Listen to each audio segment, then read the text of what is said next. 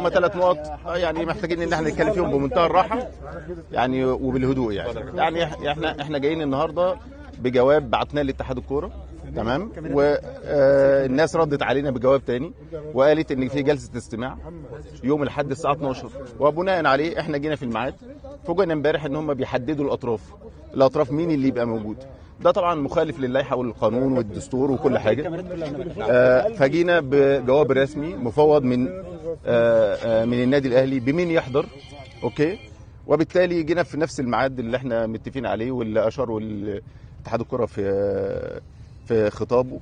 وده حصل مش اول مره على فكره، يعني ده حصل من 4 سنين في احداث الاهلي والزمالك في السوبر 2020 لو تفتكروا، في المشاكل اللي حصلت ديت، وكان في جلسه استماع وبرضه اتحاد الكره ساعتها بعت جواب مين يمثل النادي الاهلي ومين يمثل نادي الزمالك بدون تحديد الهويه او المراكز. يعني السؤال اللي بيطرح نفسه، يعني انت بتحدد الاجهزه الفنيه وبتحدد الاجهزه الاداريه.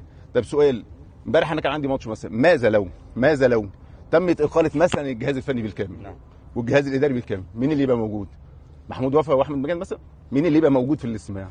دي نقطه. النقطه الثانيه يعني برضو عشان الشفافيه والكلام ده، ودي حاجه بتاعت ربنا. يعني الراجل رئيس لجنه الحكام امبارح في قناه تلفزيونيه بيقول، القناه الاولى الحصريه اللي موجوده بتذيع الماتشات يعني، لما اتسال على احداث السنه اللي فاتت في المباراه اللي ما لعبهاش الاهلي مع الزمالك، هل تم طلب منك استعانه حكام اجانب؟ قال لا خالص، مع ان احنا عندنا 3 جوابات مش جواب واحد بيقول ان لضيق الوقت ان احنا طلبنا من لجنه الحكام، يعني فاهم؟ فمين هنا مين الصادق؟